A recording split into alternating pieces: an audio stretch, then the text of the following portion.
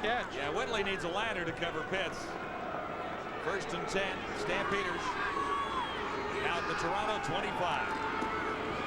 This is Stewart. And a nice grab by Swift Birch, number 90, to stop Tony Stewart. You can see a little daylight there, except Swift was wrapped around his ankle and limited him to a 4-yard gain.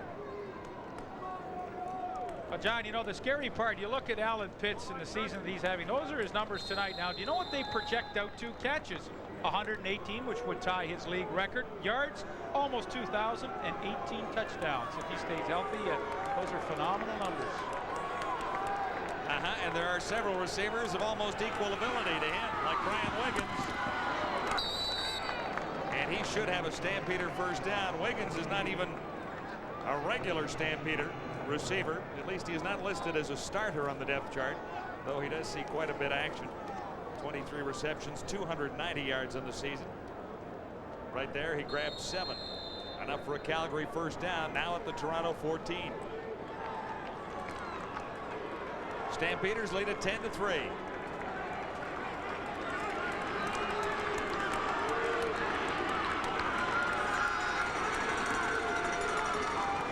Good fake by Flutie, who races toward the end zone and can't quite get there. Flutie is nailed, and one of the officials is also hit out of bounds.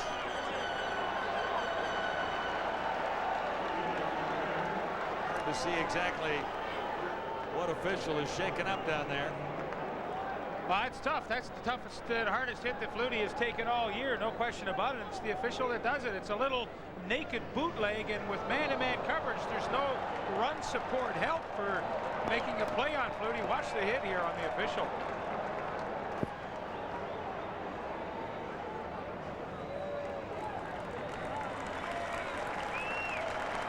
One more look. The fake just draws everybody in. 14, Charlie Barnes, the linebacker. There's no way he can now get out and run support. And you know, as I said, man-to-man coverage, those defensive backs, they can't come up and make the play. Flutie had to step out and then bumped into one of the officials, who appears to be up and okay.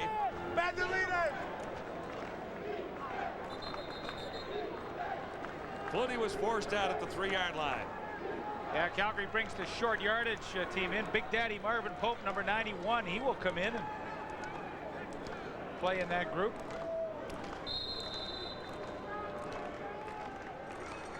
First down, goal to go. Stampeders are at the Argo 3. Calgary already leading 10-3 with 1:47 to go, first quarter. Zura can't make it to the end zone. He stood up. Solid play by Tommy Henry.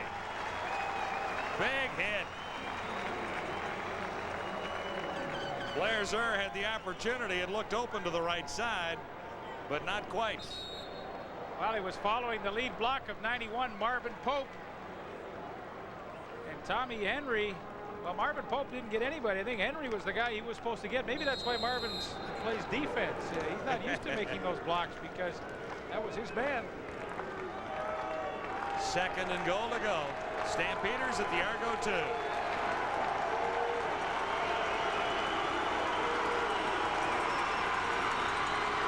Flutie puts it in the air. He's on target for Sapunjas, and that's the second touchdown catch of the night for Dave Sapunjas. He's 2 for 3. Couple of touchdowns on 3 receptions, and the Stampeders add to their lead. And you might say, well, what is the Toronto defense doing? Well, this is what you have to do. You got to line everybody up, play man-to-man, and take your chances on the goal line. I like Calgary's chances there. Sapunjas on the middle safety, Brian McCurdy, and you know, he's laughing, having a good time. I don't blame him. This has been pretty easy. Now it's 17-3 for the Stampeders, leading the Toronto Argonauts, who have managed only a 47-yard field goal. Dave Sapunjas has 2 touchdowns to lead the Stampeders. Now we'll show you the one he just had, and it's a pretty good matchup for Calgary. Here's Sapunjas right here, and here's McCurdy here. He just takes him right up in there, and then Sharp back to the outside, and boy, it's really no contest, and tough for McCurdy to stay with him. He takes the inside position away, so what does Sapunjas do? He just drifts it to the outside, and it's just like a practice session. Hey, you're rolling, baby. Way to go,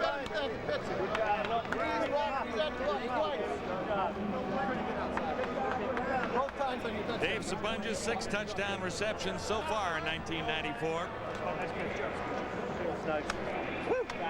Caught 100 balls to become the first Canadian to do that in CFL history in 1993. Scoring drive is usually short and sweet when Doug Flutie has a hot hand going, and he's got a hot one going so far tonight. Stampeders in front 17-3. They're keeping it away from the pinball. This is George Namaco again. And he's out to the 37. Stopped by Marvin Pope. Sapunjas with 2, including a 3-yard reception on the previous play. 6 plays to cover 51 yards in a time of 3:12 for Doug Flutie. John, you know, people ask me, well, what do you do against Calgary? And quite frankly, I say I don't know. I mean, you can play them soft, you can challenge them. Toronto's tried to play them both ways tonight and has been burned doing it both ways. I often think the best game might be if Calgary's offense plays against their own defense. Well, that might be pretty close to the truth. 1st and 10 Argos. Here's the pitch. Reggie Slack for the pinball, Mike Clemens, and it's tough running against this Calgary defense. Couple grabbed at the pinball, including Johnson and Johnson, and then he was pinned by Matt Finley. 2 yards the gain, and the Argos have just 1 first down so far. And even though they're down by 14 points as the quarter is winding down, this will be the last play. I don't think that the Argos can go away from their game plan, and their game plan is to go underneath the coverages of the Calgary Stampeders, and with only 14 points down, I think they should still stick with it. The gain was 2. This is 2nd and 8. Shotgun for Slack. Buys a little time, and he can't buy quite enough. Marvin Pope was the final Stampeder to get to the Toronto quarterback on the final play of the opening quarter, where the Argos have struggled and the Stampeders have scored. 17-3. Calgary leading Toronto on CFL Live.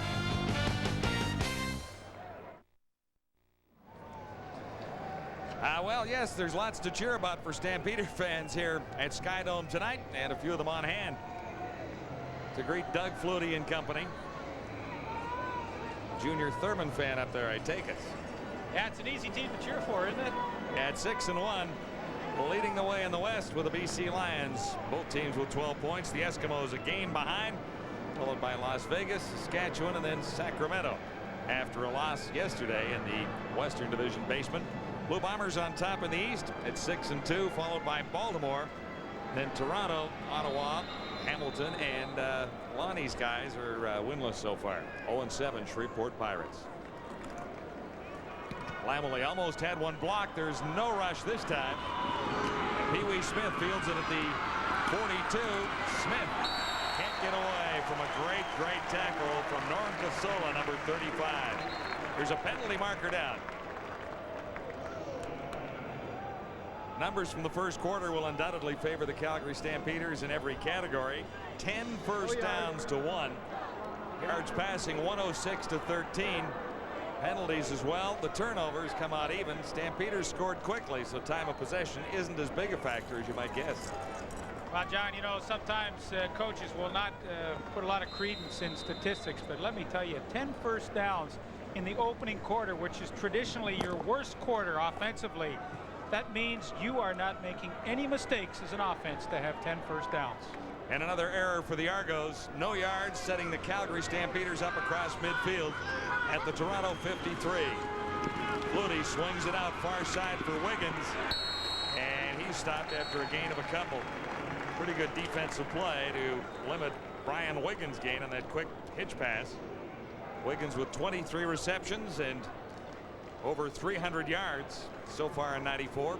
I talked to Doug Flutie about that hitch pass to the wide receiver tonight. I said, you know, it was a great play 10 years ago. Teams got away from it. Why is everybody going back to it? He said, because more people are playing zone on first down, and it is a good call against a zone defense where the corner is not right up in your face. It allows you to complete the pass and maybe get a block or two.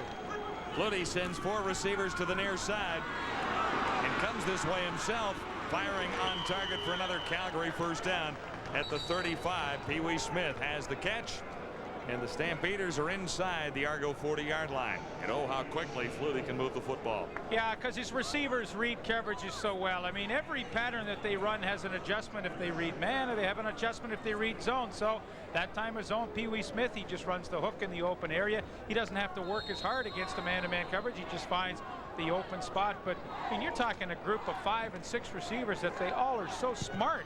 Makes Flutie's job easy. 15-yard gain for Pee Wee Smith and a first down for the Stampeders at the Argo 36. Flutie looks to throw again, and this time he's off target, intending it for Alan Pitts, number 18. Pretty tight coverage on Pitts that time by Keita Crespina, who lost his man at the end, but Flutie missed his target. John, I really like Keita Crespina. He's young, he's a rookie for Temple, and he is really learning under fire against some of the best players in the league. But, you know, he's made some mistakes this year, but I'll tell you, more often than not, he's been able to really play those receivers tight and tough. Hey, against Ray Alexander, he played him tight, tough, physical, got beaten for a touchdown. But what I like is he seems to be learning from his mistakes week in and week out. And, you know, it may be a long year for him at certain times, but I think he has the potential to be a fine inside halfback in this league. And you know, he will suffer through the ups and downs, but there you saw, you know, he couldn't cover Pitts any better than he did on that last play. Yeah, and Flutie just missed. It was only the second pass that Flutie has failed to connect on so far tonight. Different story for the Argos, who trail it 17-3. Doug Davies, the Stampeders center, is the injured ball player. We'll take a timeout at Skydome and return to CFL Live after this.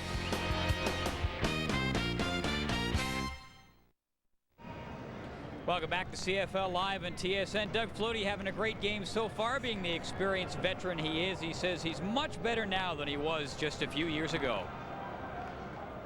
There's little things that, because of your experience and your comfort zone in the offense, you're willing to take some chances without even consulting a coach or do things on the field that a young guy wouldn't even think of doing, because he's just trying so hard to do what he thinks he's supposed to do and stay the straight and narrow and do things by the book, that as you get more comfortable within an offense, you freelance a little more off of it. You know, stay within the framework, but then just do a little freelancing. And, you know, I think what that means as much as anything is he's willing to throw the ball to spots where he knows his receivers are going to end up. And that is a luxury that only Doug Flutie can do with his experience. A young guy could never even think about doing something like that. But you'll see him tonight at certain times get rid of that ball. Receivers have not even made breaks, but he'll put it into the hole because he knows they're going to end up in that hole. Already en route to another sensational statistical evening. Doug Flutie with a 2nd and 10 situation at the Toronto 36. Flutie under the cover, has a completion, and now he has a first down, as Brian Wiggins made a pretty good run after making the catch for a 12-yard gain. Well, John, the Toronto's plan is just to rush 3 people, and it's okay every once in a while. Okay, here they are, 1, 2, 3. Now you get your little push here and here, but look at the sight lines that Doug Flutie has downfield. There's no way you're going to get any pressure on him, and it's evident right there. Look how he steps up, and I mean, you and I can throw the ball in there. I mean, I think it's a good scheme by Toronto, but they can't hang with it all night. They've got to change it up and give Flutie a different look at times too. Flutie good on 11 of 13 for 129 yards. Another Calgary first down. This time at the 25. A little heat. Flutie eluded that and looks to the end zone. Touchdown. Doug Flutie, a 25-yard touchdown to Will Moore, number 82. He got away from the heats of Charlie Farms and just fired to a wide open Moore in the end zone.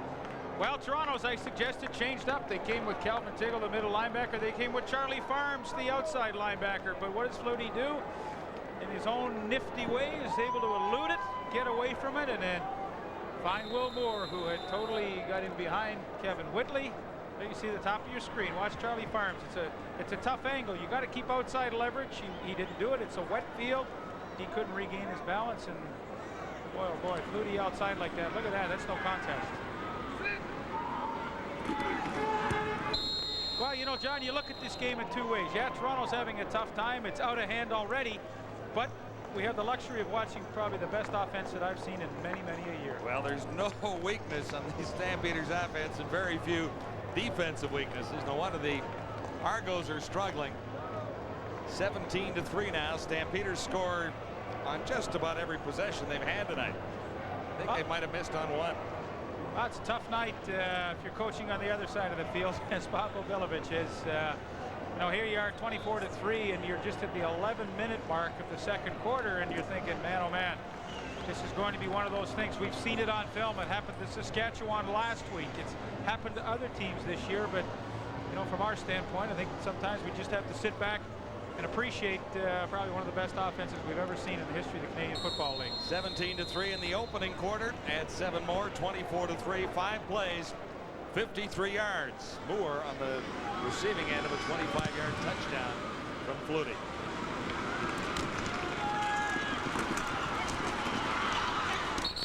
George Nemeko out near the 45-yard line. And it's time for Reggie Slack to go to work. Such a promising week in Baltimore, and Slack just hasn't had either the opportunity or the real success to make things work for himself tonight. Well, you know what Calgary's defense does as well as anybody is their linebackers and halfbacks will get a bump on the inside receivers when they're playing zone. And what that does is just destroy the patterns enough that Slack needs more and more time, and then the heat arrives. So it's really a catch-22 when you go against this team. On first down, Slack stands in and fires for Fairholm. That'll be a first down. Jeff Fairholm down to the Calgary 45. 23 receptions for 400 yards for Fairholm on the season.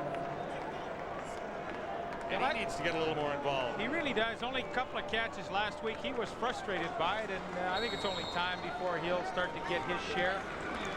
Argos in a hurry-up offense. Slack over the middle again, and Gordon this time has the first down. Kenton Leonard, the tackle on Robert Gordon. He had 3 receptions for 38 last week in Baltimore.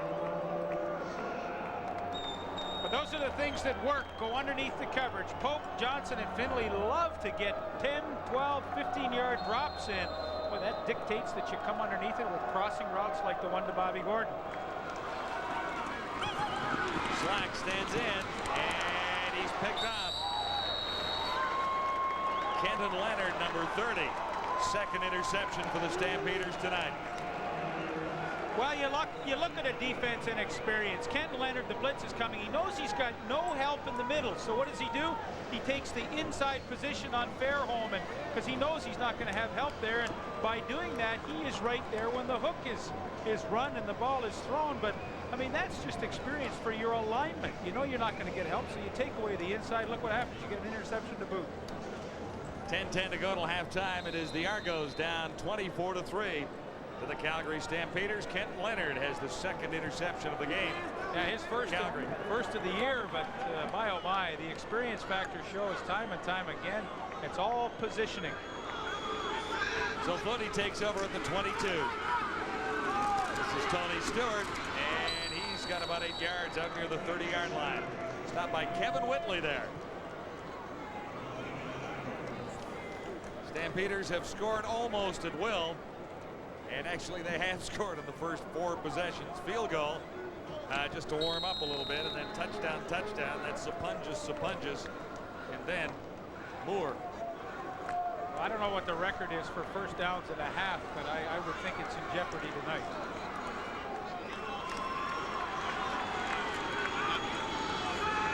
Second and 2. Stewart. We'll see where they spot this one. He's close to the first down.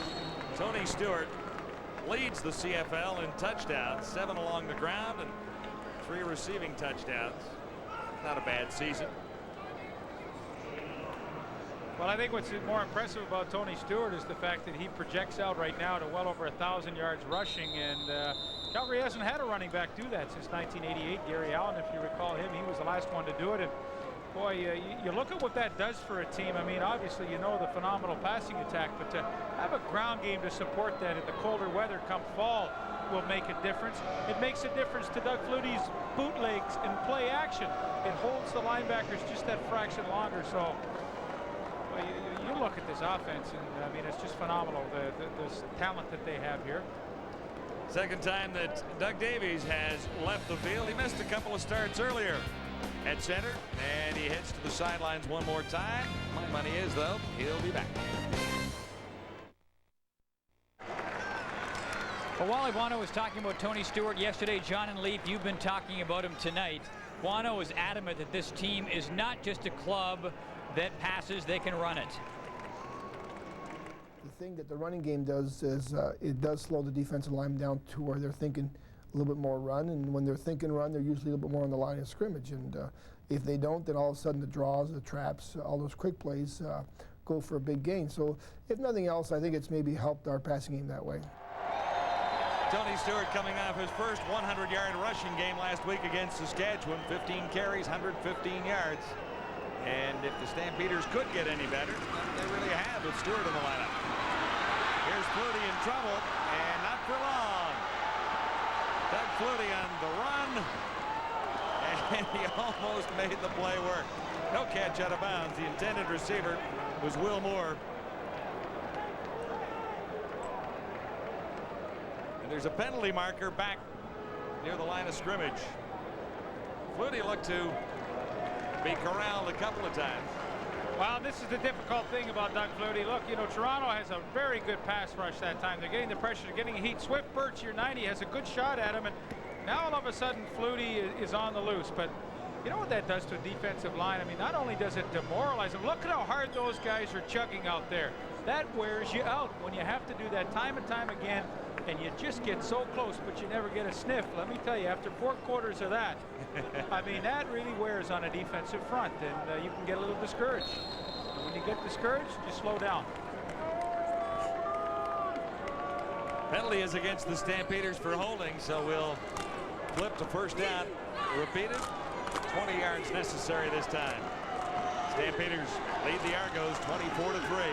8:12 to go to halftime.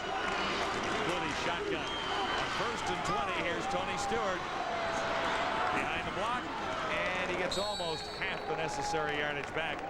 Tony Stewart, number 21. Stopped near the